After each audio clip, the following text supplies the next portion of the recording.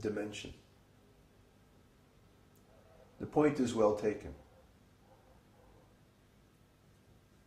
Question from Jennifer. Mm-hmm. What about our first exposure to something? Does that have a stronger association as well? Oh, you mean like first impressions? I suppose so. New experiences are always more intense. Why? Because we give something, when something is new, and we don't have any previous impressions, we give it more attention. Try to understand. It's not anything different about the external thing, but it's something different about ourselves, about our consciousness. Consciousness is the fundamental ground of every experience. So like, for example, the first time that you go on a ride at the carnival, at the amusement park, when you're a little kid,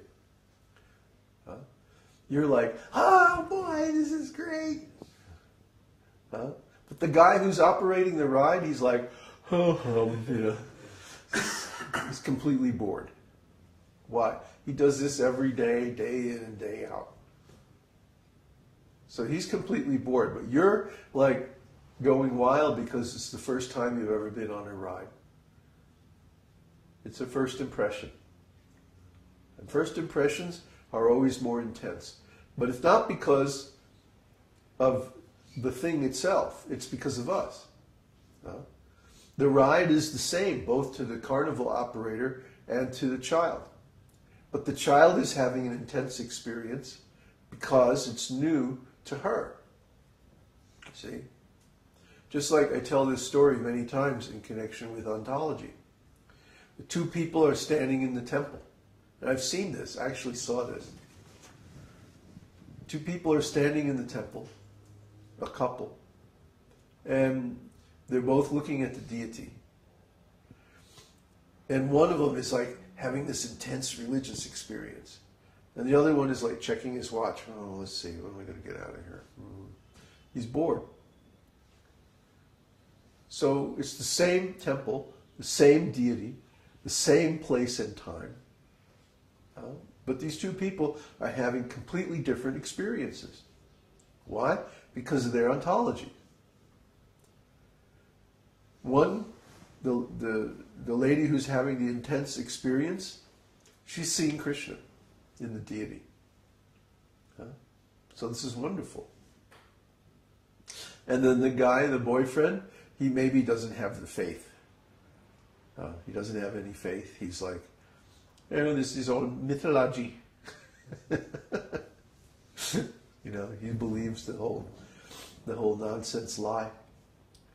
And so he's just indulging her from his point of view, So same with us. Like the first time we see Krishna, after a long time being separated, it's a huge thing. It's just like, it's the biggest thing that ever happened to us. Really, in millions and millions of years, or even millions of lifetimes. The first time. But then, after a while, being with Krishna becomes like normal. It's still wonderful and ecstatic and everything. But it's not the same as that first time that we see Krishna after such a long separation. But Krishna has his ways of keeping the experience fresh. Trust me. Anyway, does that answer your question?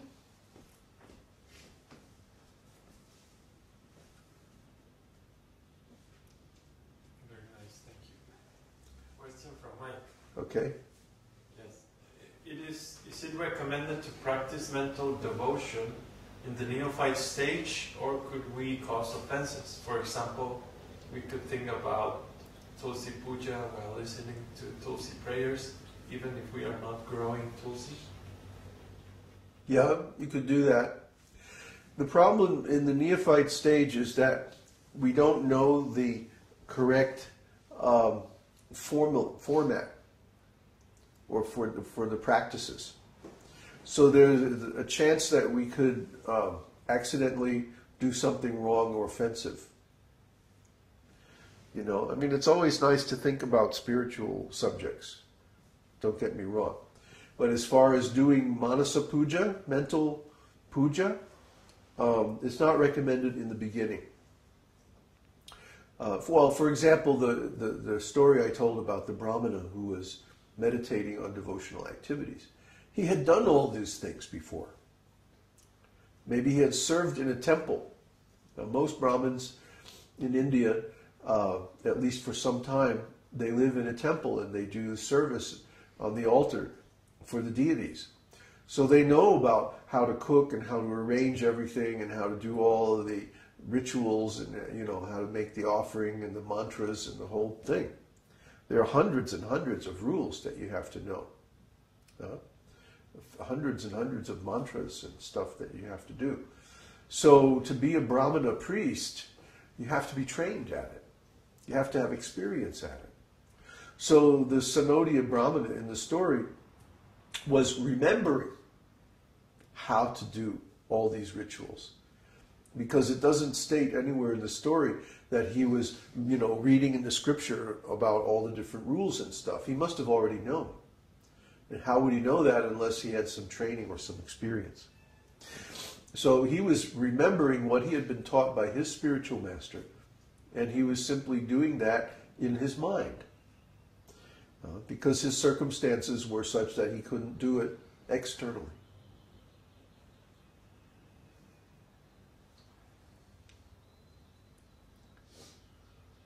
So, any more questions? Yes. You were talking earlier about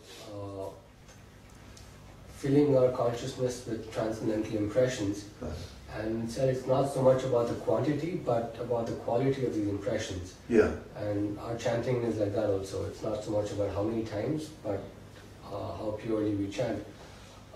So the reason that we perform repetition of chanting is that repetition makes it purer? Repetition, what repetition does is it counteracts the huge number of material impressions that we have in our mind. See, the question is, how do we get to the pure holy name? And what is the connection with repetition? And what is the connection with repetition? Exactly. So, if we begin by chanting the holy name with offenses, how do we clear those offenses? This same question is discussed in the Harinam Chintamani, which is a scripture spoken by the Acharya of the holy name, Haridas Thakur. Same exact question, just phrased a little bit differently. And basically what he says is that the devotee chants again and again to purify the mind, because the mind is already full of so many impure impressions. See? So we at least have to balance the impure impressions with pure impressions. And the easiest way to do that is to chant again and again. Hare Krishna, Krishna Krishna, Hare Hare, Ram, Ram, Ram, Hare Hare. So by chanting again and again, then we gradually, like Prabhupada used the example, I didn't finish describing the cup of coffee. When you have a cup of coffee, you start pouring milk. And if you pour until the cup overflows, and then you just keep pouring milk, eventually you reach a point where the cup is only full of milk. All the coffee is gone. So this describes the clearing stage of chanting. There's 3 stages of chanting: the offensive stage, the clearing stage, and the perfect stage. These are also, the neophyte stage, kanishta adhikari, madhyam adhikari, and uttam adhikari. So, in the beginning stage, we're going to chant offensively. We can't help it. Because the amount of material impressions in the mind is much, much higher, much greater than the spiritual impressions. But then, in the clearing stage, we perform so many repetitions of the chanting that the number of spiritual impressions in the mind begins to overcome the material impressions, just like pouring the milk into the cup of coffee. And also we're intentionally trying to purify ourselves in the madhyama adhikari stage, the clearing stage. And then, when we get to the stage where all the material impressions have been cleansed, then we can chant the holy name purely. See?